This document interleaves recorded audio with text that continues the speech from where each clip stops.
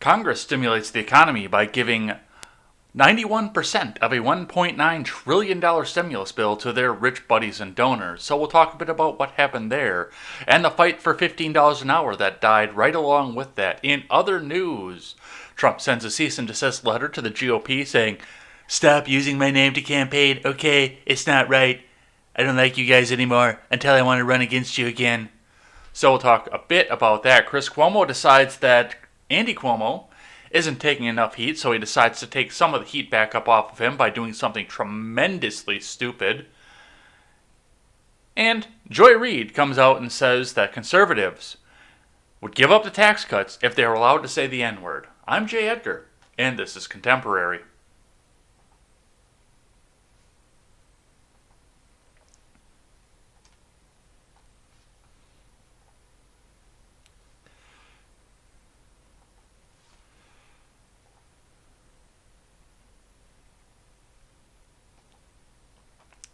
All right, sorry for the late start, you guys. I had a couple things going and a couple things rolling, and they did try to cram a whole bunch of news into this past weekend here, so I was running just a little bit behind, and we're here, though. We got to talk about what's going on here. Plus, it's a Monday, so I don't have to run right off and go back to work right away either, so let's get into the news and see what we have going on. But before we do that, head on over, bookmark the website, freedomscoop.com, because we are nearing the ends of our reconstruction, which means we'll be ready to go live very, very soon. And with that, we're hoping that you'll come back over and come and hang out with us over there. But while you're waiting for our dust to clear, head on over and check out our friends, The Daily Ignoramus, The Breakdown with Birkenhoff, The Freckles and Brit Show, The R-Rated Conservative, and The Generational Gap. Bookmark the page, get ready to pick up some of our swag, help us support great creators, and help us launch above the Daily Wire and the other Right Side News broadcasts, and help us find our place in the new media. Looking at the Dow coming into this, the Dow closed at 31,496.30 at the very end of Friday. It looked like it was tumbling as it started. It jumped up from the futures, which we knew it was going to because we watch this program every week and we look at where the futures are going every single day. So it jumped up, it dropped back down, and fell below the close, and then just steadily started climbing because people started to realize that the stimulus was going through no matter what. So that's where we sit on that. Let's look at the Bitcoin.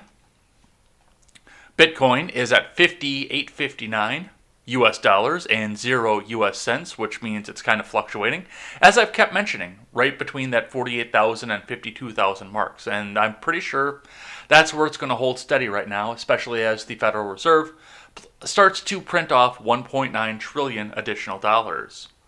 All right, let's look at gas. From Gas Buddy, out of Madison, Wisconsin, the Costco continues to stay at $2.45 per gallon around the area. $2.45, $2.49. So the $2.46 is all went away, but Fleet Farm jumped up to $2.49. Woodman's jumped up to $2.49, but that Costco is still staying right up at $2.45. So it's a little bit lower than where I live, but I live in a small town, so I'm not comfortable and ready to tell you what small town that is just yet. So we're going to go with Madison because it's a really big city and it's close enough to be relevant, but far enough away that, well, you won't show up on my doorstep, hopefully. All right, let's look at what CNBC has to say. S&P 500 futures slip even after the Senate passes $1.9 trillion COVID relief bill as bond yields rise. S&P 500 futures fell Monday even as a new stimulus package from Washington headed towards final passage this week. Higher bond yields continue to cause rotation of technology stocks that have led the market's comeback during the pandemic. Futures for the tech-heavy NASDAQ 100 got hit the hardest, down 1%. S&P 500 futures were off by 0.4%. The Dow Jones Industrial Average futures erased earlier gains of more than 100 points to trade 20 points higher. Stock futures came off their lows after CNBC reporter David Tepper is getting bullish on stocks and believes that the recent rapid rise in rates is set to stabilize. The Senate passed $1.9 trillion of economic relief and stimulus bill on Saturday, paving the way for extensions to unemployment benefits, another round of stimulus checks to aid the state and local governments. The Democrat-controlled House is expected to pass the bill later this week. President Biden is expected to sign it into law before the unemployment aid programs expire on March 14th. The benchmark 10-year yield rise has risen sharply in recent weeks in anticipation of more stimulus on top of booming economic recovery. The 10-year Treasury yield was up 3 basis points to 1.59% in early trading Monday. The yield rose as high as 1.62% on Friday after starting the calendar year, below the 1% mark. The rapid move in the bond market was unnerved equity investors as well, contributing to weakness in stocks with high valuations. 10-year yields finally caught up with other asset markets. This is putting pressure on valuations, especially for the most expensive stocks that had reached the nosebleed valuations. Mike Wilson, the chief U.S. equity strategist at Morgan Stanley, said in a note. Shares of Tesla were off another 3% in pre-market trading. On Monday, Zoom Video fell 2%. On the flip side, the stimulus news boosted stocks, banking on a strong economic recovery. Shares of retailers, energy companies, and banks were higher in pre-market trading. You don't say. Disney shares added 2% in pre-market trading after California eased COVID rules, paving the way for Disneyland to reopen on a limited basis in April. I actually thought they were open already because I've seen a few people I follow on Instagram who are down in California who have been regularly going to Disneyland. I didn't know they were closed. That's news. I know Disney World is open. I didn't know Disneyland was. Excuse me. We see higher rates largely as a function of earlier and stronger than expected economic recovery and supportive of our positive equity outlook. Dubravko Lakos-Bushas, J.P. Morgan's chief U.S. equity strategist, said in a note. The tug-of-war taking place in the market as investors position for higher interest rates has knocked back the market a bit, but largely caused volatile trading and the S&P 500 to churn in place. For March, the Dow Industrials, leveraged more to the reopening, is up 1.8%, while the Nasdaq Composite is off by 2%. Meanwhile, the broader S&P 500 is up 0.8%. The S&P 500 remains less than 3% from an all-time high. So that's what we're looking at from CNBC. I've got one archived from Business Insider I want to talk about. 10 things you need to know before the opening bell from Shalini Nagarajan. All right, and this is one we're going to be able to just kind of fly right through. Number one, oil hits $70 after an attack on Saudi Arabian facilities. So we'll be watching what oil's going to do and possibly see the gas prices go back up again. Number two, Mark Cuban says Dallas Mavericks are the largest Dogecoin merchant in the world. The NBA basketball team has carried out more than 20,000 Dogecoin transactions, the billionaire said. Boy, those $20 are really going to start looking good here in a little bit. Number three, the Fed's hand is being forced by the latest market tantrum. Number four, 7 reasons why investors should buy the stock market's recent dip. Fund Strats Tom Lee thinks investors should take advantage of the recent stock market decline and buy the dip. Number five, investors... Hold on a sec. We got to back up just a second because I remember when the V-shaped recovery started up. I remember that name, Fundstrat's Tom Lee, and he was telling people, don't buy the bubble. Get out of the bubble. It's all just going to come crashing back down. Don't buy the stock market. I think Tom Lee seems to be influenced by whoever's in the White House at the time. Number five, investors shouldn't fear inflation, an investment chief says. Yeah, okay. James Paulson told investors in a letter, inflation is only a concern for stocks when real economic growth is weak. It is. Number six, Michael Burry's 17 best tweets. The Big Short investor has slammed Tesla, Bitcoin, Robinhood, and meme stock buyers. Well, yeah, because he can't go back and get fucking rich off of it. Number seven, on the data docket, wholesale inventories and the 3-month and 6 months bill auctions are due. Number 8, Credit Suisse is on the hunt for companies being underestimated by the market. The firm says to buy these 13 top-of-the-crop stocks, it expects to demolish expectations and rocket higher. So now they're trying to push you to short squeeze. Number 9, a 48-year market vet breaks down why stocks could tumble 80% this year in a worst-case scenario. David Hunter also breaks down how gold could soar to 2,500 as soon as quarter 2. And the last one, number 10, the investing chief of a crypto hedge fund breaks down why he thinks Bitcoin will achieve a $5 trillion market cap by 2023.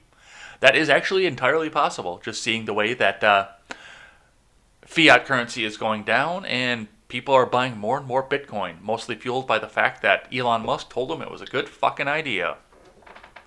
So that's what to watch before the market opens. Hopefully you guys can take a little bit of advantage of that and make some money off of that. I'm not going to tell you what to do because I'm not a certified financial advisor, but take this information, digest it, and see what it does for your portfolios, your retirements, and anything else that you have sitting out in the market. Let's look at the big news of the weekend. Once again, going back to CNBC, Senate passes $1.9 trillion COVID relief bill. House Democrats plan final approval on Tuesday. And the thing that gets me about this is I actually thought this was all settled all the way back in January. Because they were talking about, well, the House passed it and the Senate passed the budget reconciliation so they could just come in with a simple majority. So I don't know if they had to go back and change it in the House or do a bunch of other procedural bullshit, but I actually thought this was all done already. But here we go. Now we're rocketing to $30 trillion. And I tweeted that out too. I said, the rich are going to get richer. And we're rocketing towards $30 trillion in U.S. national debt. America is back, baby. But let's see what Jacob Pramuk has to say about this. The Senate passed a $1.9 trillion coronavirus relief package on Saturday as Democrats rushed to send out a fresh round of aid. The Democrat-held House aims to pass the bill on Tuesday and send it to President Joe Biden for his signature before a March 14th deadline to renew unemployment aid programs. The Senate approved the plan in a 50-49 party line vote as Republicans questioned the need for another broad spending package. The legislation includes direct payments of up to $1,400 to most Americans, a $3,000 weekly boost to jobless benefits into September, and an expansion of the child tax credit for 1 year. Something interesting to note, and I've got the graphic loaded, ready to go for the Red Ned Show tonight, but I want to talk about a piece of propaganda that's being pushed around by the Congressional Budget Office right now, trying to make it look like they're not giving $1.9 trillion to their rich investor buddies, in spite of the fact that Ron Johnson had the bill read aloud on the Senate floor. I believe that was on Thursday. So you can easily turn back into C-SPAN, look back through, and watch 6 hours of the bill getting read on the floor, so you know exactly where it's going. And yet the Congressional Budget Office is still trying to tell you that, oh no, all of this, every penny of this is going into aid, with the pie chart to show you this. But what was interesting about the pie chart is you look at the pie chart and it shows that $424 billion is going into these checks. Now, with that being said, that's actually not a completely unreasonable number. And I'm going to tell you why in just a second. It winds up being false, but to somebody observing, looking from the outside, looking in, at the number 424 billion, it's not completely unreasonable to think about. And I did the math. And I assumed the population of the U.S. at 330 million. I believe it's just slightly lower than that. I think it's 320 and some change is what we're actually at. But I did the calculation with 330 million. And I multiplied $1,400 by 330 million, and I got $465 billion. That's why I said 424 billion isn't completely unreasonable for the checks, because, you know, for 465 billion, you can give a $1,400 check to every man, woman, and child in this country. Now, why you need to pay attention to this, however, is the fact that not everybody's going to be getting these checks. In fact, anybody who's, well, to simplify this, anybody who makes more than $75,000 a year isn't going to be getting jack shit from the government. And they actually tried to expand that even lower. But anybody makes more than 75 grand isn't going to get a goddamn penny out of any of this. And that cuts a lot of people out of this. Plus, kids aren't eligible for this either. I believe the children are getting a smaller check and it's going to their parents. But yeah, the kids aren't eligible for this. So that $465,000 drops away really fucking quick. And it makes you wonder where all the rest of that money went. It's administrative costs. It's so that we have the cost to go deposit this in people's banks. No, it isn't.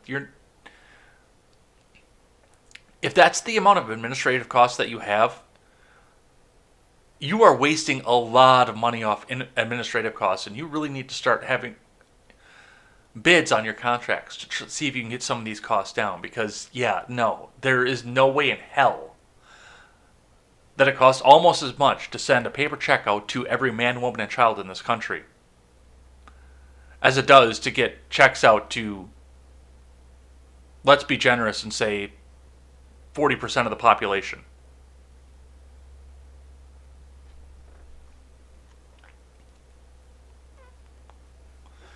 And by the way, they did market the unemployment insurance in a separate bill. So, I mean, the checks aren't going into...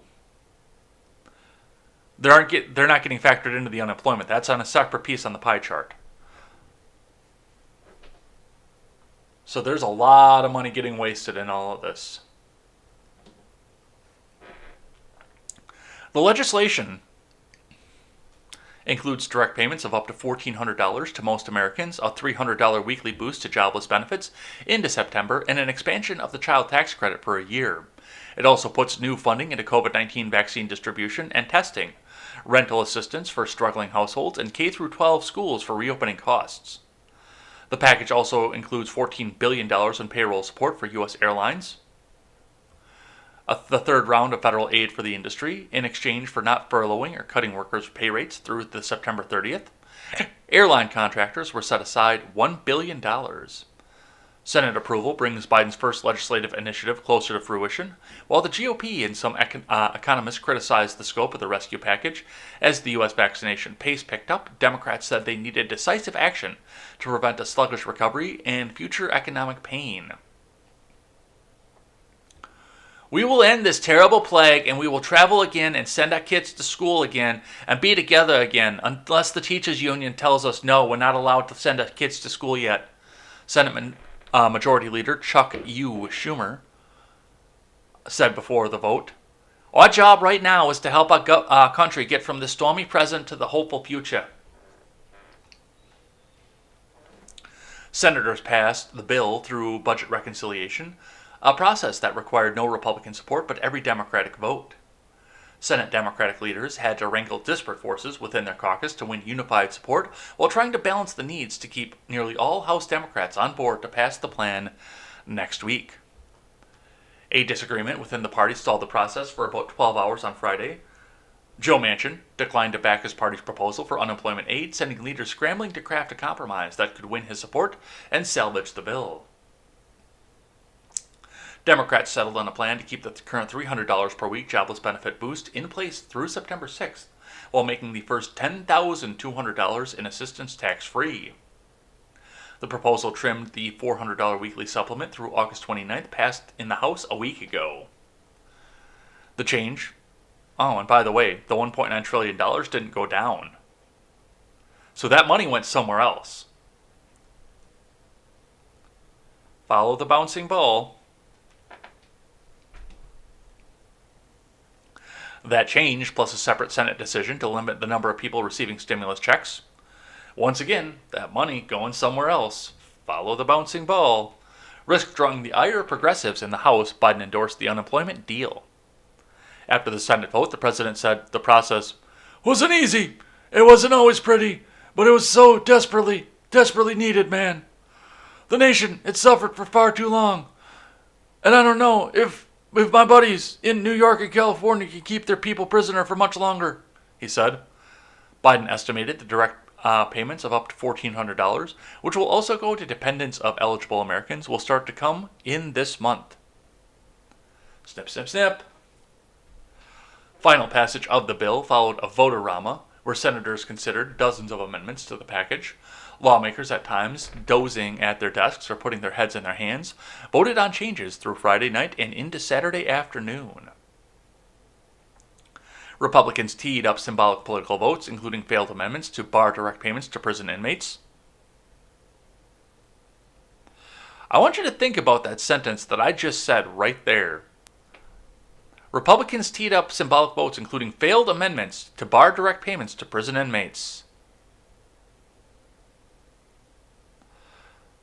So, direct payments are going to prison inmates, and CNBC didn't even feel the need to try to hide that from you.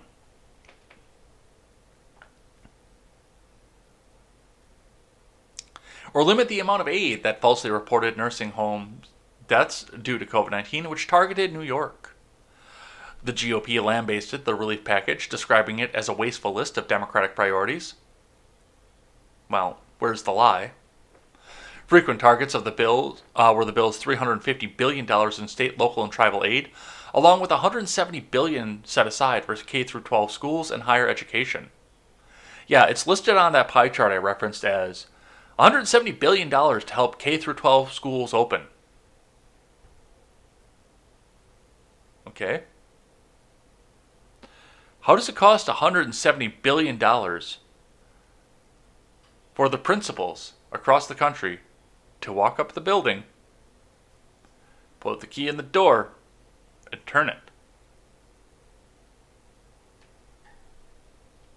You see where I'm going with that?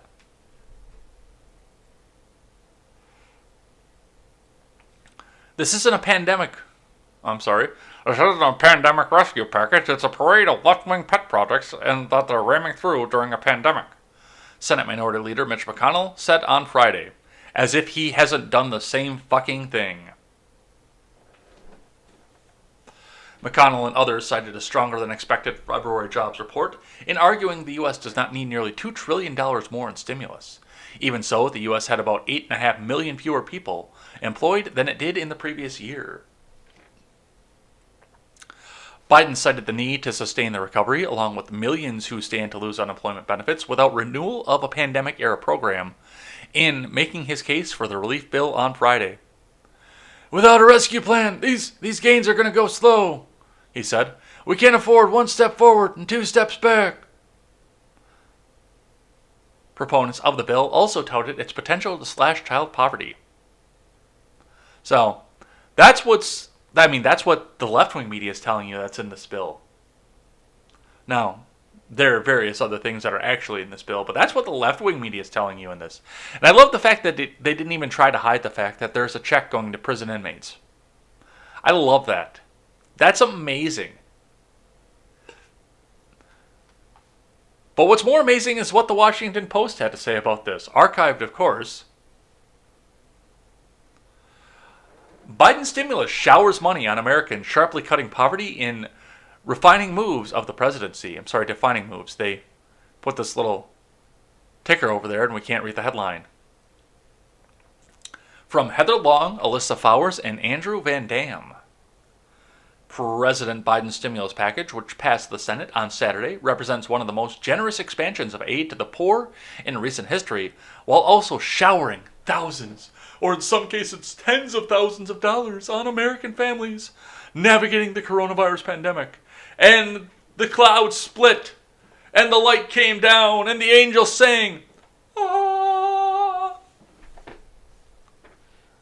The roughly $1.9 trillion American Rescue Plan, which only Democrats supported, spends most of the money on low-income and middle-class Americans, and state and local governments, with very little funding going towards companies.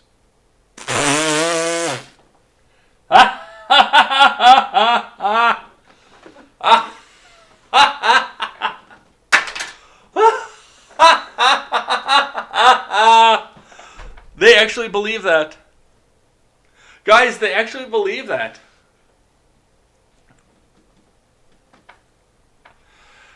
Oh, man. 9% of $1.9 trillion is going to help the American people out of this entire bill. The rest of it's going to their corporate donors. And the funniest thing is somebody tweeted out I believe it was on Saturday when they found out that it passed 50 to 49 with no Republicans getting on board, that the check should come with a note that says no Republicans that voted for this. And I said, as soon as I saw that tweet, I replied back and I said, well, sure, I'm actually willing to go and let you do this. I like the idea of this note. But we also have to include a note that says only 9% of the bill that just passed is going to help you. The rest of it's going to our corporate donors, and we would also like for you to go and spend this check at the big box stores that are owned by our corporate donors. All this is doing is making the rich get fucking richer. The roughly $1.9 trillion American Rescue Plan, which only Democrats supported, spends most of the money on low-income and middle-class Americans and state and local governments, with very little funding going towards companies. The plan is one of the largest federal responses to a downturn Congress has enacted, and economists estimate it will boost growth this year to the highest level in decades and reduce the number of Americans living in poverty by a third because, hey, Walmart's going to get richer and they can all go and work for Walmart again. This round of aid enjoys wide support across the country, polls show, and it's likely to be felt quickly by low and moderate income Americans who stand to receive not just larger checks than before, but money from expanded tax credits, particularly geared towards parents, enhanced unemployment, rental assistance, food aid, and health insurance subsidies. Plus their buddies in local government in New York and California. But the ambitious legislation entails risks, both economic and political. The bill, which the House is expected to pass and send to Biden within days, injects the economy with so much money that some economists from both parties are warning that growth could overheat, leading to a bout of hard-to-contain inflation. It's weird. It's almost like... No, that couldn't be. No, maybe. Guys, it's almost like independent media has been warning about inflation since the first stimulus started circling through Congress. Meanwhile, some businesses are saying that government aid has been so generous that they're already having trouble getting unemployed workers to return to work, a problem that could be exacerbated by the legislation. Unlike many other significant anti-poverty measures passed by Congress in history, this one has a short time horizon, with almost all the relief from families going away over the coming year. That could be an abrupt awakening for Americans who have grown accustomed to financial support since Congress moved swiftly to create a stronger safety net at the start of the pandemic a year ago. It also lacks the bipartisan imprint of former President Trump's bills, which directed money in larger measure to the companies as well as individuals. Which is just kind of a backhanded slap to say, hey look, Trump donated to his big business buddies. This legislative package will likely represent the most effective set of policies for reducing child poverty ever in one bill, especially among black and What does that say right there, guys?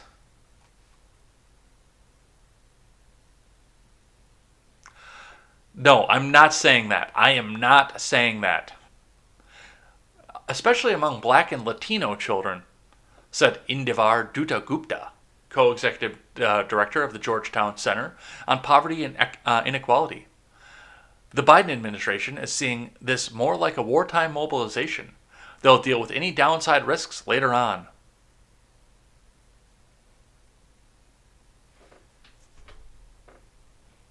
No, they won't. They'll look at this, they'll see the downside risks, and they'll say, oh look, it's still the Trump economy. Oh look at that. And then once they extend it further, they'll go back and try to blame it back on the next guy. Unless the next guy comes in and starts getting a boost coming in, and then they'll say, oh, it's the Biden or the Harris economy kicking in again.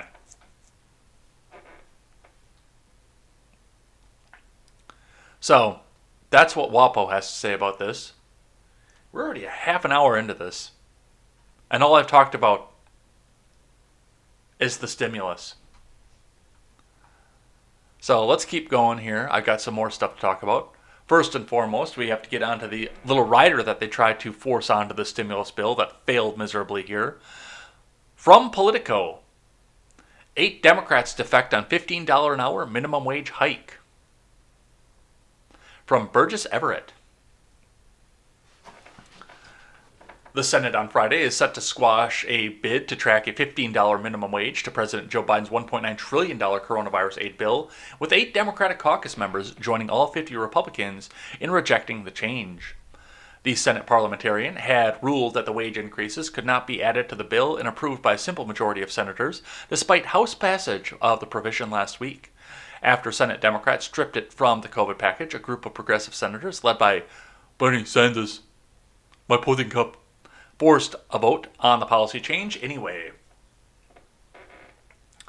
That vote remained held open Friday at a tally of 42 to 58, while senators negotiated on other issues, but it already showed that even though the Democrat caucus overwhelmingly supports the effort of gradually raising the wage floor to 15, raising the wages faces significant hurdles within the party. Even if the legislative filibuster were eliminated, as progressives are calling for help to raise the wage with a simple Senate majority, Democrats are leagues away from having the votes to get the nation to a $15 an hour hourly rate. Good. Senators Joe Manchin, John Tester, Jeannie Shaheen of New Hampshire, Kyrsten Sinema, Maggie Hassan of New Hampshire voted against the proceedings, though the tally remains open. So did 2 close Biden allies, Chris Coons and Tom Carper of Delaware. Senator Angus King of Maine, who caucuses with Senate Democrats, also opposed it. Sinema indicated that she supports raising the wage, which last increased in 2009 because she understands what it's like to face tough choices while working to meet your family's most basic needs. Well, get the government out of the way and we'll start to see those wages go back up, just like we did for 3 of the last 4 years. But she said a standalone debate on the issue made more sense than putting it in a coronavirus relief package. Senators in both parties have shown support for raising the federal minimum wage, and the Senate should hold an open debate and amendment process on raising the minimum wage separate from the COVID-focused reconciliation bill, she said.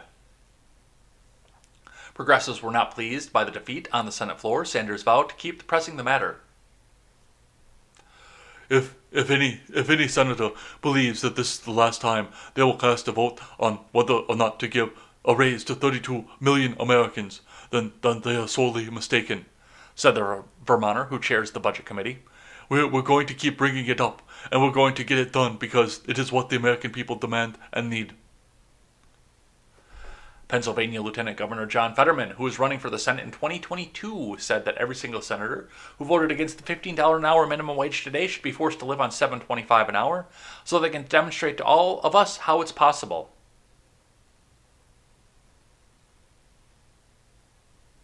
To be fair, I think they should all be living on the $7.25 an hour minimum wage just because they think they have power over people.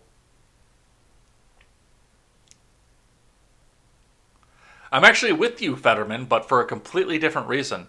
You're doing it out of spite. I'm doing it because, well, the government shouldn't be a career. The vote was not an exact extrapolation of where senators stand on raising the wage. Rather than a straight up or down vote on the issue, Sanders' amendment sought to override the parliamentarians' ruling that the wage increase couldn't be included on the COVID package, which requires only 50 votes in a tiebreaker from Vice President Kamala Harris to succeed thanks to the protections of a process known as budget reconciliation, which we have talked to death on this channel. So yeah, they're not actually doing this and doing a regular vote for this. They were just trying to force this through on the reconciliation once again. And it didn't belong on this bill. It was just a rider that they tried to force through because they knew that they couldn't get it past the filibuster. Let's keep going here. Liberals melt down on Twitter over video of Senator Sinema's thumbs down vote against the minimum wage hike. From Carlos Garcia.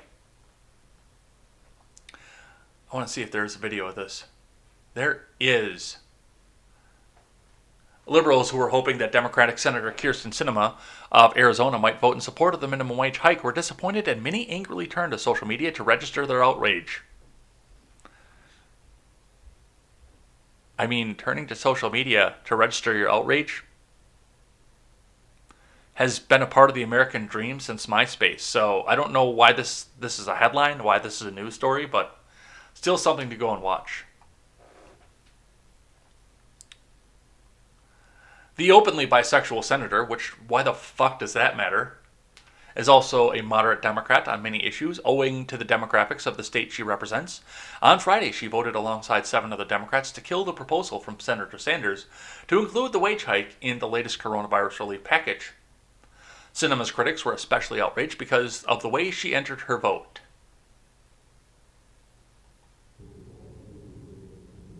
Miss Sinema, Miss Sinema. Miss Sinema, Miss Sinema. I'm sorry, that's fucking based. Miss Sinema, Miss Sinema.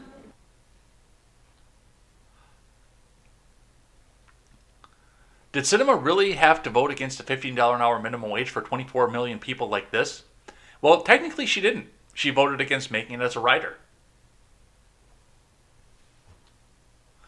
Kyrsten Sinema is the most vapid Democratic politician to come along in quite a while. Her shtick of funky hair and bright clothing as a mask for her apparent sociopathy is downright horrifying, tweeted Emma Vigeland, a progressive commentator. Sinema just jauntily gave the middle finger to tens of millions of low-wage workers, tweeted another critic. Kyrsten Sinema giving the $15 an hour minimum wage a gladiator-style thumbs down would have been a left Twitter joke a week ago, tweeted Ken Kleppenstein, a reporter at The Intercept.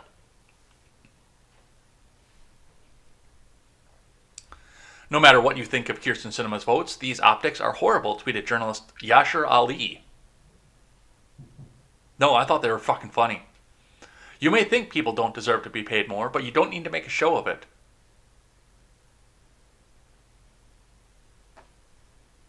That's not the issue at hand, people. The issue at hand is to try to override the parliamentarian. To try and change the rules once again. And Sinema and Manchin have both been very adamant about the fact that they're not about to go out and change the rules to go out and give away millions of dollars and billions of pieces of legislation to make a progressive wish list come true on a simple majority vote. If you want to do something that's going to affect 330 million people, you should at least be able to get the representation of all of them. I'm sorry. If you want simple majorities, go to the fucking House.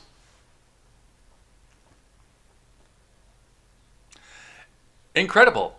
On the day she votes to block and raise the minimum wage for 32 million working Americans, Kyrsten Sinema not only walks it into the Senate with a big chocolate cake, but posts on Facebook about a future getaway to Bora Bora. Let them eat cake, she indeed tweeted progressive activist Kai Newkirk. Yeah, the cake thing was probably a bad optic portion of this. I didn't see the cake, but I saw people talking about it. One more time. Miss Sinema, Miss Sinema. There we go. All right, so that's what we're seeing from that. Let's keep going. Let the people vote. Biden signs executive order to expand voting access. From NBC's Alan Smith. President Joe Biden signed an executive order on Sunday calling on federal agencies to expand voting access as part of his administration's efforts to promote and defend the right to vote for all Americans who are legally entitled to participate in the elections. And then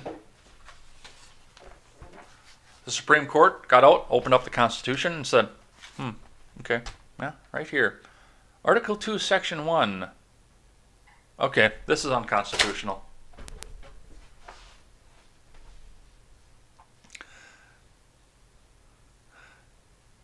It is the responsibility of the federal government to expand access to and education about voter registration and election information and combat misinformation in order to enable all eligible Americans to participate in our democracy, the order read. I don't know why I read that in Biden's voice.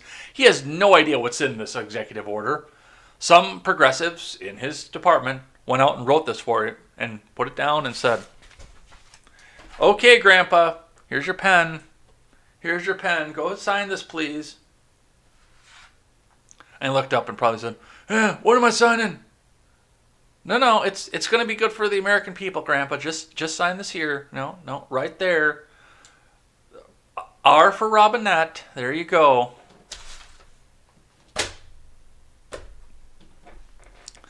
Biden announced the order in virtual remarks played before the Martin and Coretta King Unity Breakfast, which commemorates the 1965 Bloody Sunday crossing of the Edmund Pettus Bridge in Selma, Alabama, where black demonstrators fighting for access to the ballot box were beaten by police along their march.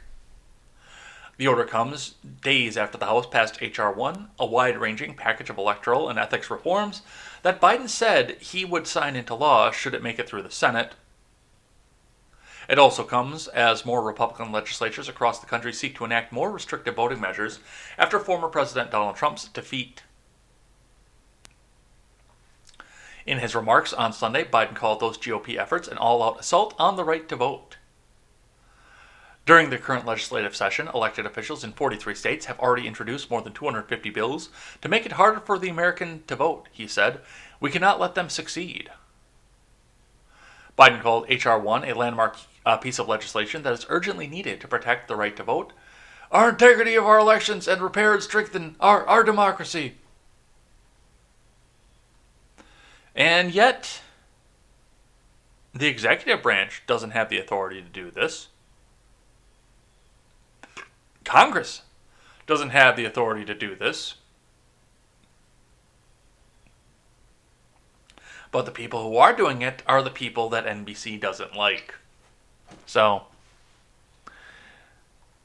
I anticipate this becoming I don't anticipate this going anywhere or becoming a fight anywhere, because the Supreme Court can slap this down in a second. Article 2, Section 1. It's not hard. It's the same reason that they can't pass voter ID on a federal level. It's the exact same reason. But the Supreme Court can slap this down, and they do not have 60 votes to get this through the Senate. So that's what we're seeing from this. All right, from Politico, this came to me from Elaine over on the Gilded server, which is linked in the description. If you are over on the YouTube, I don't have it linked in everything else yet, but if you're over on the YouTube, it's linked in the description. Come back in and join us out there, and you can throw articles at me, and I'll read them up on the air, or I'll see if I can find something that's green check verified to go along with it. So let's see what we have here. Biden backs new war powers vote in Congress, White House says, from Brian Bender and Andrew Desiderio. I don't know why I have Will of Death going here. I have no idea. President Joe Biden intends to work with Congress to repeal the war authorizations that have underpinned the U.S. military operations across the globe for the past 2 decades and negotiate a new one that reins in the open-ended nature of Americans' foreign wars, the White House said on Friday, after he dropped a bomb in Syria and agitated the need for military action over in the Middle East. In a statement to Politico, Press Secretary Jen Psaki said the president wants to ensure that the authorizations for the use of military force currently on the books are replaced with a narrow and specific framework that will ensure that we can protect Americans from terrorist threats while ending the forever wars. Okay. Let me remind you that Joe Biden has been in the Senate for 47 years and has never met a military action that he didn't like. The olive branch to Capitol Hill marks the first time as president Biden has publicly endorsed jettisoning resolutions passed by Congress a generation ago that have been used to justify military operations in places few envisioned at the time. The AUMFs include one past the September 11th terrorist attack and another passed in the fall of 2002, ahead of the U.S.-led invasion of Iraq in 2003. It comes just 2 days after a bipartisan group of senators led by Tim Kaine and Todd Young introduced a bill to repeal the 2002 authorization for the use of military force, and one passed in 1991 ahead of the first Iraq War.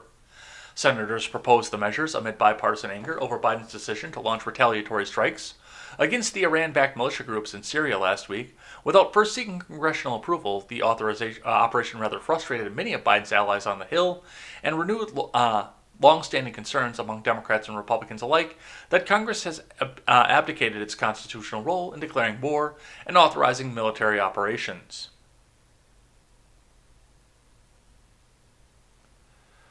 Now, mind you, there are a lot of people in Congress who are getting rich off of defense contractors who got a lot of kickbacks over the fact that they fought and stalled the withdrawal from Afghanistan.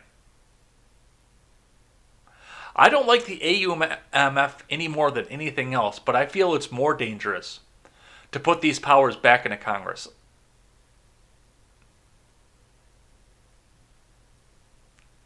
I don't know what the right answer is to this either. I'm not even going to come back out and try to pretend that I do. I have no idea what the right answer is to something like this because Congress is getting paid off more from the war powers than the executive branch is. So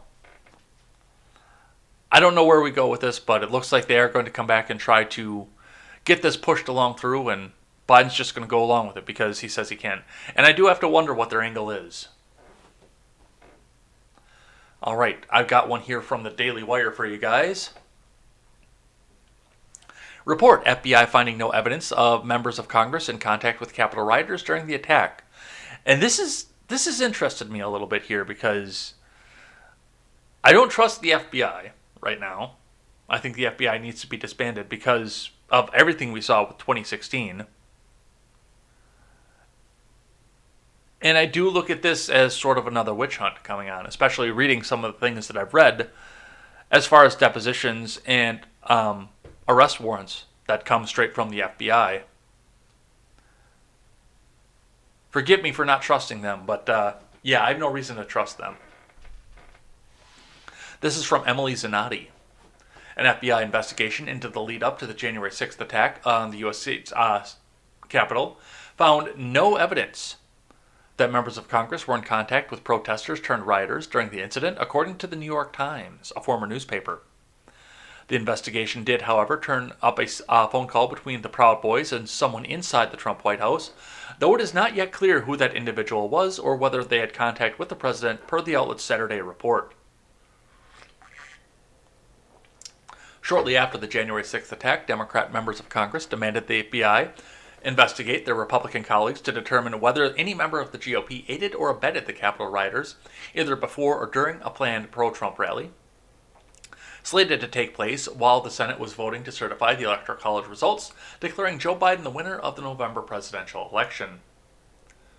Even as Democrats on Wednesday impeached President Trump, they turned their attention to allegations that Republican members of Congress encouraged last week's attempt at insurrection, possibly providing help that enabled the mob who stormed the Capitol, the Washington Post reported on January 13th. Well, Congress may not have, but the Capitol Police sure did. Their accomplices in this White House will be held responsible, Representative Jerry Nadler told the outlet at the time, citing a report from another Democratic Congresswoman, Representative Mikey Sherrill, who said in a Facebook Live broadcast that she saw Republicans who had groups coming through the Capitol that I saw on January 5th for reconnaissance for the next day. She said some of her GOP colleagues abetted Trump and incited the violent crowd. So there was somebody, and once again, they have no idea who it is, but there was somebody in the White House that got a call from somebody in the Proud Boys. There are no details on what are in this call. There are no details on who this person was. There's no details on who the Proud Boy was. But this was enough to incite a trending Twitter hashtag and possibly a mob on Twitter on Friday when this was released. So the progressives are out for blood at this point, and we may actually see something come back out of this. From CNN, House Impeachment Manager Eric Swalwell sues Trump and close allies over Capitol riot in second major insurrection lawsuit, from Caitlin Palance and Devon Cole. Former House Impeachment Manager Eric Swalwell has sued former President Trump and his son Donald Trump Jr., Rudolph Giuliani, and Republican Rep. Mo Brooks in a second major lawsuit seeking to hold Trump and his allies accountable for inciting the insurrection at the U.S. Capitol on January 6th.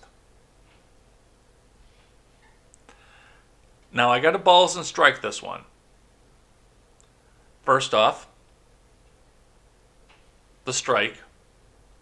This is actually the way that you're supposed to be doing this. I would have gone for a criminal charge rather than a civil suit to see if you can get him in front of a grand jury, but I suspect that the grand jury is going to laugh him out of court if they try to bring this in front of a grand jury, especially with the evidence that they have in front of them. But the fact of the matter is they're doing this as a private citizen, not trying to use the powers of the government to throw another failed impeachment. But the ball is that this looks just completely like another piece of fucking TDS bullshit. Maybe I've got that backwards. Maybe I've got the balls and strikes backwards and don't know which way I'm going to go on this. But yeah, this is just another piece of bullshit TDS to try and make sure that the news cycle focuses on Trump instead of the current occupants of the White House and the Naval Observatory. The new lawsuit, filed on Friday by Swalwell, a California Democrat who has gas like a water buffalo,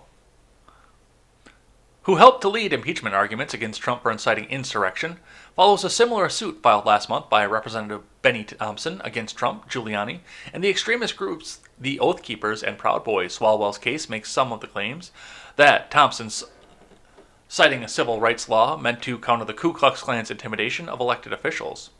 But it also alleges Trump Jr., Giuliani, and Brooks broke Washington, D.C. laws, including an anti-terrorism act, by inciting the riot. Still don't see any evidence of that one. And that they aided and abetted violent rioters and inflicted emotional distress on the members of Congress. The defendants, in short, were convinced the mob that something was occurring that, if actually true, might indeed justify violence, and then sent that mob to the Capitol with violence-laced calls for immediate action, the lawsuit in Washington, D.C.'s Federal District Court alleges. The lawsuits will unfurl as Trump faces mounting pressure in the investigations by House committees that seeks his financial records, as well as in criminal probes related to his private businesses and his post-election actions. He has not been charged with any crime. But yet, they're going to try. They're going to find something on him. You bring me the man and I will find the crime. Alright, speaking of Trump, we got to take this tweet here from Right Side Broadcasting. YouTube says you can't see Trump's CPAC speech. It's too dangerous. We got suspended for it. We're playing it live right now on Rumble Video just because we can. Which I'm actually thinking about getting on Rumble and Odyssey too, just so we got some more backups here. I know I've seen some people over in the D-Live are talking about the fact that D-Live is grabbled, which it kind of is. So definitely we'll look at that, and that may be coming up on the docket coming forward here. But yeah. I'm kind of glad at this point I didn't take any pieces of the speech and put them on the Red Net Show on Monday. I was thinking about it, but we ran up on time, and I think we were at 2 hours and 10 minutes at the end of that last week too. So we were up on time already, and I had still only heard about half of the speech. But yeah, they suspended Right Side Broadcasting just because they played the speech. All right. From the Daily News, the New York Daily News, archived because of ad blocker. Representative Maloney pushes Senate to quickly approve USPS board noms in bid to oust DeJoy. From Michael McAuliffe. We will erase every trace of this person. We will unperson him, and everything he's ever touched will also be erased. This is 1984 level shit here, folks. New York Representative Carolyn Maloney really wants to see Trump-era U.S. Postmaster General Louis DeJoy removed from his post, and she's leaning on the Senate to make it possible. Last month, President Biden nominated 3 postal experts to the governing board of the U.S. Postal Service, a move that could alter the course of the agency grappling with delivery delays and Rupert cuts under former President Donald Trump. And your taxes go the fuck up. In a letter obtained by the Daily News, Maloney, a Democrat and chairwoman of the House Oversight Committee, asked Senator Gary Peters, head of the Senate Homeland Security and Governmental Affairs, to hold confirmation hearings as soon as possible. DeJoy, a Republican megadonor to Trump, took over the Postal Service last summer and immediately instituted a series of changes, including significant reductions in overtime and weekend staffing, that was blamed for a disastrous fall-off in service as Americans were in lockdown and trying to vote by mail. But all the provisions were set to happen after the election. They didn't tell you that part. After the election, the Postal Service came into the spotlight again as it struggled to handle the holiday season surge of packages of mail, leading to additional condemnation. DeJoy and other postal leaders have acknowledged and pledged to attend the delays, saying the agency fell short of expectations.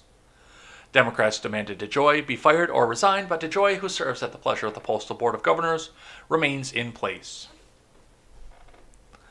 And yeah, that little secret there that nobody tells you, the fact that, yes, all of the stuff that they're trying to blame for the mail-in voting fiasco and everything else was not set to take effect until after the election.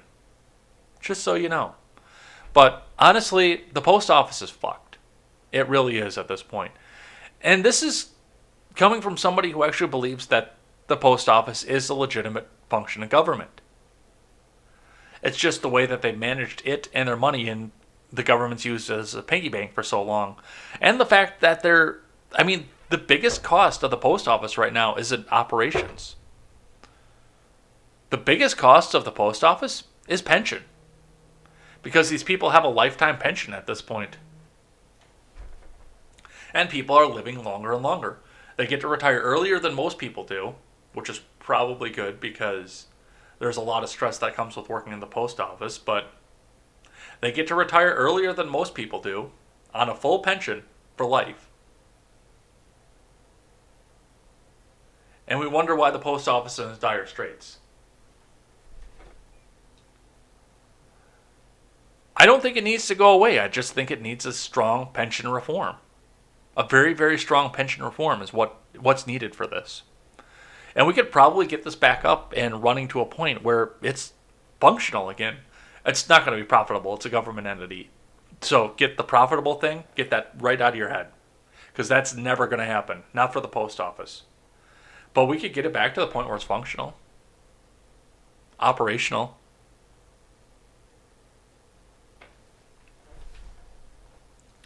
So they're trying to throw him out here. Let's grab one archive from The Independent. Georgia GOP leaders who stood up to Trump back voting bills. This is via AP News. So I guess I could have taken this from AP instead of archiving The Independent. But let's see what they have to say.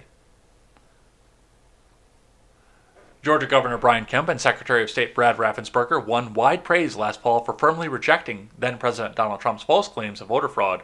But now those claims have spawned an effort in tightening voting laws, one that could affect their political fortunes. The two Republicans are taking a softer approach. Both men say they support Georgia Republicans' efforts to enact an ID requirement for absentee voting that would do away with the state's signature matching system, which Trump heavily attacked. Their positions illustrate how central tightening access to the ballot has become in the GOP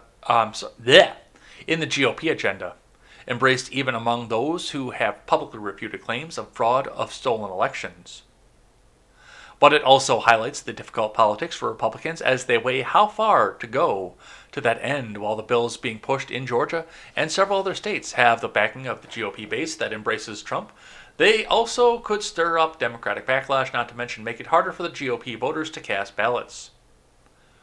For Raffensperger and Kemp, both up for re-election in a state where Democrats are ascendant, that's a dual threat that could lead to defeat in 2022. No, Democrats are not ascendant in Georgia. Everybody who moved to Georgia to go vote in the runoff election where nothing bad happened, wink, wink, honk, honk, has now gone back to their home because they realize, oh shit, they're so backwards here. We can't live here.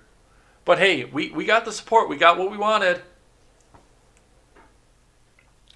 Kemp, Raffensperger, and their aides are working quietly with Republican legislators to craft changes to absentee and early voting because they believe can strike a balance that may mean jettisoning or at least relaxing some of the proposals circulating in the Republican-run General Assembly, which includes scrapping an automatic voter registration law and banning early voting on Sundays, a move that appeared aimed at ending souls to the polls of voter drives run by black churches. So, yeah, after this election, now they want to go tighten everything up. So that's what we see from that. I got another one here from NBC. Trump sends cease and desist letters to GOP campaign committees. From Monica Alba and Lauren Egan.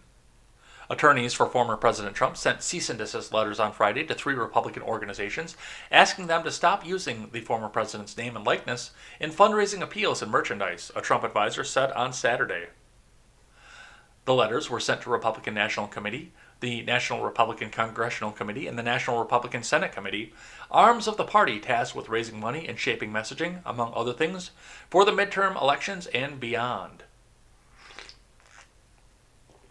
But don't worry, the GOP hates Donald Trump now. Just ask the progressives. The committees did not immediately respond to NBC News' request for comment. Politico was the first to report the news. Since Trump left office, the committees have repeatedly referenced him in emails asking for donations, hoping to use the president's popularity among some segments of the party to bolster their war chest as they work to win back control of the House and Senate in 2022. Trump, however, has been reluctant to offer his support to the party establishment after he lost the presidency and was then impeached for a second time. 10 House Republicans voted with Democrats to impeach Trump, and 7 Senate Republicans voted to convict him for allegedly inciting the deadly mob that attacked the Capitol on January 6th, intent on disrupting the electoral vote. This is going to be my new citation needed, please. Citation needed, please. So, and yeah, absolutely he should. He absolutely should have this cease and desist letter out there. Because it's not right for them. It's not right for them to come out and say that they wanted him out. Like Mitch McConnell, who will do whatever is going to give Mitch McConnell the most power. When Republicans look at Trump and say, well, nobody likes us unless we're backing Trump. But we're still going to vote to kick him out of the party because we didn't like him. But we're still going to use his imaging for fundraising. No, this is all a bunch of bullshit. He'll put his name behind who he wants to put his name behind. He's already done it for Tim Scott. He'll support who he wants to support. He'll reject who he wants to reject. And the party proper really has no place in doing this. So, good on him. All right. From the Hill. Trump promises to travel to Alaska to campaign against Murkowski. From Tal Axelrod. Former President Trump vowed to travel to Alaska to campaign against Senator Lisa Murkowski next year as she seeks re-election. Murkowski, who first took office in 2002, has been a longtime critic of the former president and top GOP wildcard in recent votes. She bucked her party this week by announcing that she'd back Representative Deb Haaland's nomination to serve as Interior Secretary, and she was one of 7 Senate Republicans to vote to convict Trump in his impeachment trial last month. She is the only one of 7 who is seeking re-election in 2022. Yeah, she's probably done at this point. Is that Trump? Yeah, that's Trump. I will not be endorsing, under any circumstance, the failed candidate from the great state of Alaska, Lisa Murkowski. She represents her state badly and her country even worse. I do not know where other people will be next year, but I know where I'll be. I'll be in Alaska campaigning against a very disloyal and bad senator, Trump said in a statement to The Hill. Her vote to advance radical left Democrat Deb Haaland for Secretary of the Interior is yet another example of how Murkowski is not standing up for Alaska. Great. So beating those ads coming up here in the near future. All right, from the New York Post. 108 illegal immigrants in Texas who tested positive for COVID reportedly released. From Mark Moore. More than 100 illegal immigrants who tested positive for the coronavirus after their arrival in Texas since late January have been released by the Border Patrol in the Lone Star State and are free to travel to other parts of the U.S., according to reports. Felipe Romero, a spokesman for the border city of Brownsville, told Fox News that they're telling the migrants who tested positive to follow CDC guidelines to quarantine and maintain social distance, but that Brownsville doesn't have the authority to stop them. Wow, that's special. Thank you, AVG. You couldn't have found another time to go and do that. To quarantine and maintain social distance, but that Brownsville doesn't have the authority to stop them from traveling to the rest of the country.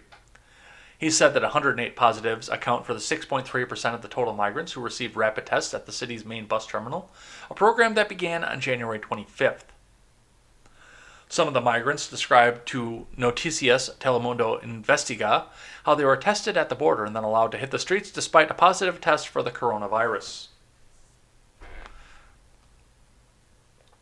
So, you have to sit in your house forever, lose your job, have your company shut down, lose your small business, lock your doors, and never go out unless it's for absolute essential stuff like weed.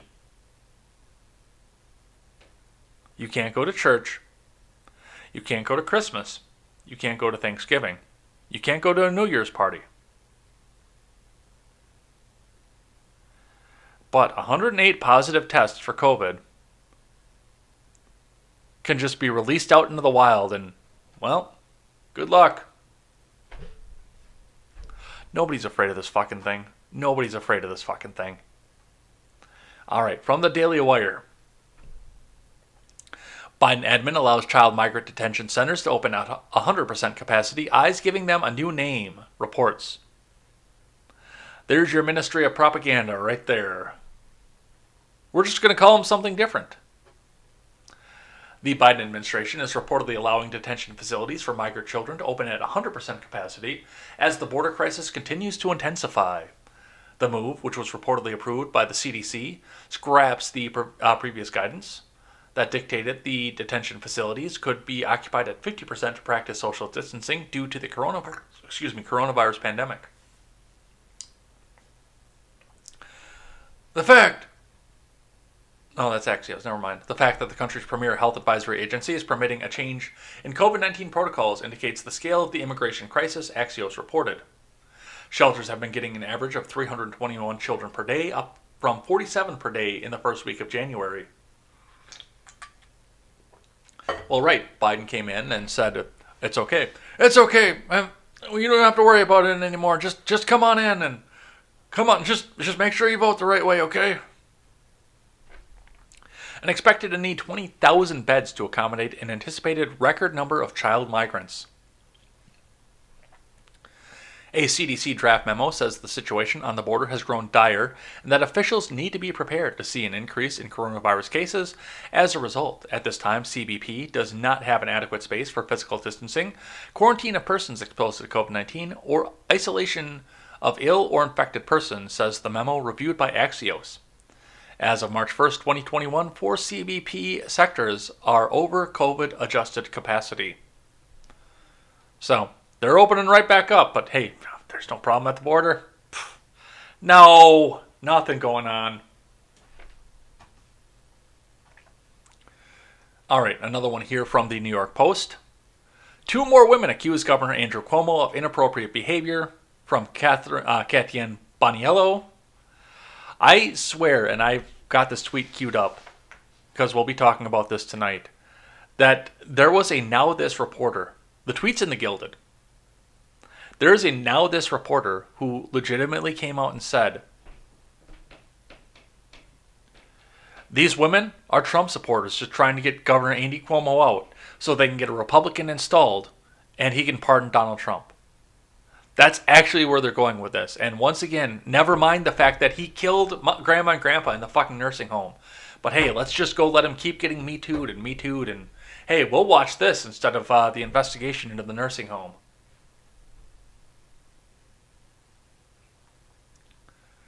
All right.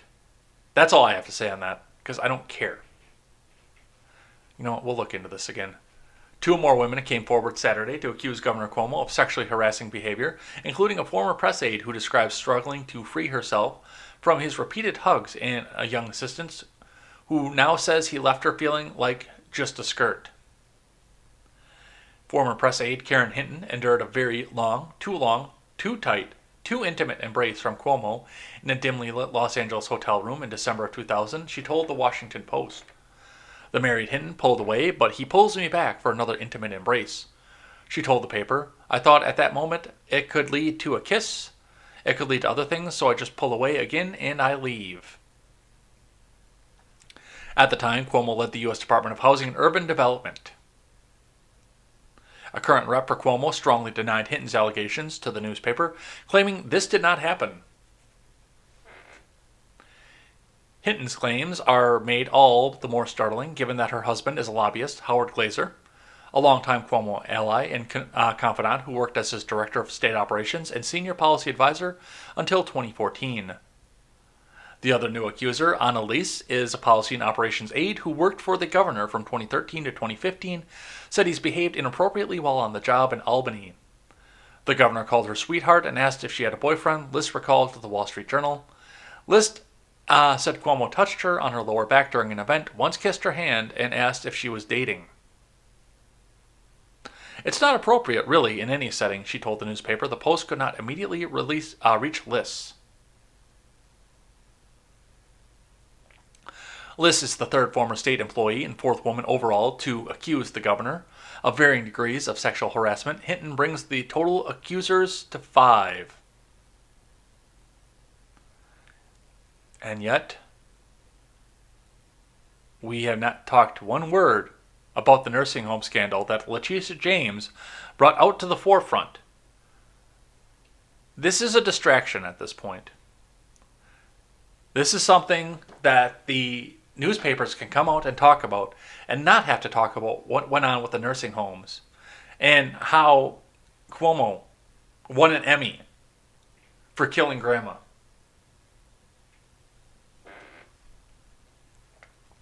So, that's what we see from that. From Newsweek. Chris Cuomo's black on the inside comment caps horrible week for his family. From Alexandra Garrett.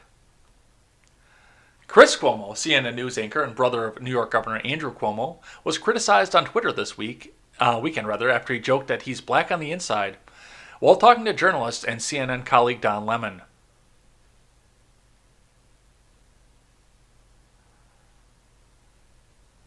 I was hoping they'd show the video. Apparently they're not. That's fucking lame. The comment came after he was singing the theme song to Good Times, a television show popular in the 70s about a black family living in Chicago. Laughing, Lemon asked Chris Cuomo if he knew the words to the song, to which Chris Cuomo responded, "You know, I'm black on the inside." Well, switch the parties. That's all I have to say. Switch the parties and see if you still feel the same way.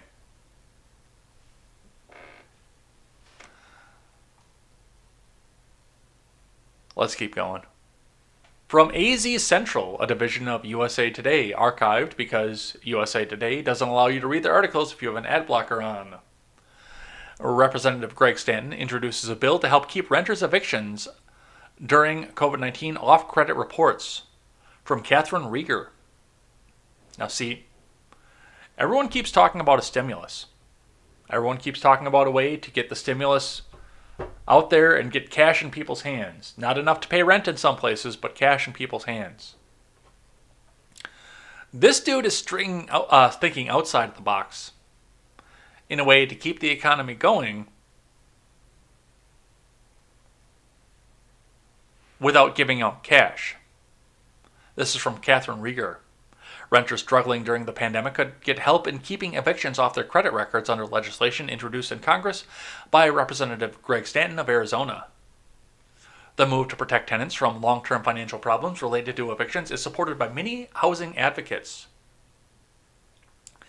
H.R. 1594, the COVID-19 Eviction Consumer Report Fairness Act, would require all credit reporting groups to exclude from consumer credit reports evictions, any information related to evictions, or any proceedings seeking evictions between March 13th, 2020 until 120 days after President Biden terminates the national emergency. That's actually a good idea. Because people will still be able to go out and rent. Once again, Ben Shapiro comes out and says, well, gang, this isn't you going out and losing your job because you're stupid. This is you losing your job because the government was stupid. And, the government drove the F-150 through your house. Now the government's responsible for it. And once again, I do keep coming out and saying that the federal government isn't really responsible for this. But this should stand... But in all honesty, this does involve interstate commerce. So this is a purview of the federal government. And this is a good idea. This is a damn good idea. Because otherwise you're going to see a housing crash like you have never seen before. Without this important relief for renters, our credit reporting system could continue to needlessly punish hardworking families for years to come. Stanton said about the bill, which was introduced on Thursday. When you're at your lowest, unsure if you're able to keep a roof over your family's head, you likely aren't considering the long-term impact of an eviction on your personal credit. The National Housing Law Project, the National Low-Income Housing Coalition, the Southwest Fair Housing Council, and Community Legal Services of Arizona support the legislation, which would amend the Fair Credit Reporting Act. In Arizona, at least 200,000 households are at risk of eviction, according to a November 2020 report from the University of Arizona Innovation for Justice Program and the National Low-Income Housing Coalition. Yeah, I like this idea. I really do. Your government shut your job down, and you might go and look in another state to go find a new job, but you have that eviction hanging over your head because you couldn't pay the rent. That's some thinking right there. I like this. I do like this idea. I really do. So, we will see if that gains any ground.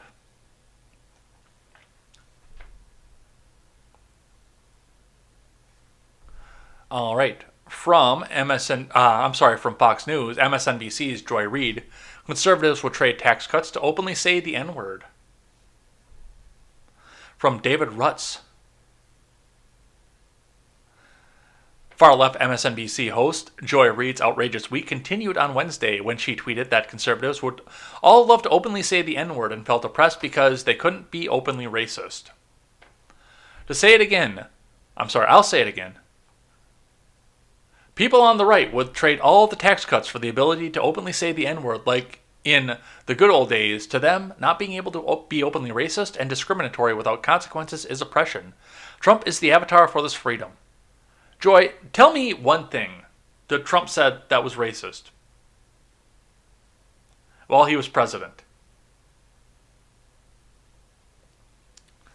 Reid made the comment while responding to MSNBC contributor Jason Johnson, who was himself responding to a tweet from the former New York Times, a former newspaper, opinion editor Barry Weiss.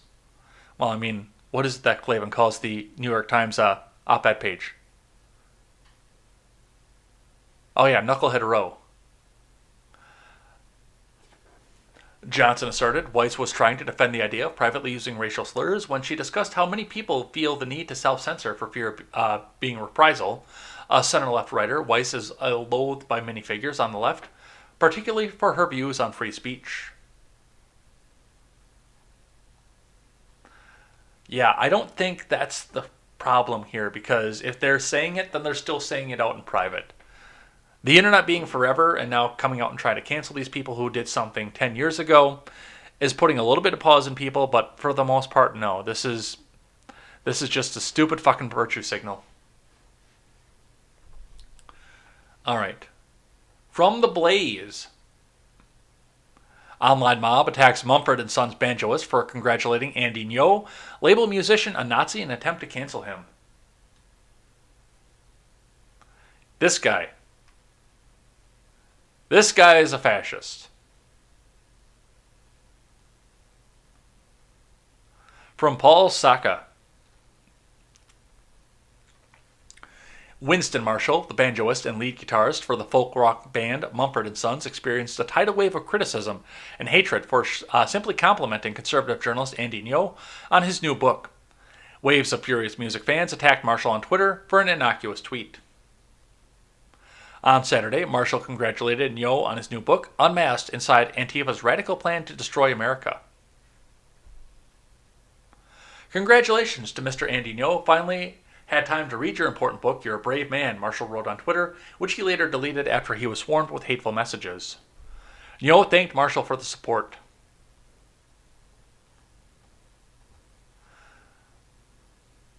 The worst part, because I saw this trending, and I looked at it and looked into it. And I saw a bunch of neck-bearded hipsters, and yes, I do understand the irony of me saying neck-bearded hipsters, with long hair, horn-rimmed glasses, and a beard. When all these neck-bearded hipsters who tripped all over themselves, and I mean, I worked in Madison for 3-4 years.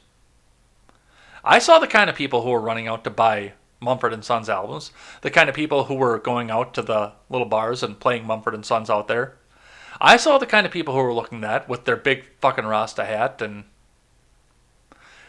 all the other stuff for this. These are now the people who are coming out, and they were all over Twitter on Saturday saying, well, Mumford & Sons sucked anyway, so good riddance to them. And it's just interesting to see. I don't really have a lot to say with this other than the fact that, yeah, they jumped on him and he deleted the tweet. And all these people who loved the band up until he said that now are trying to pretend that they hated it the whole time all along anyway. That's a little bit rich. A little bit fun to see, too. All right. I got one more here, then we'll do something that restores my faith in humanity.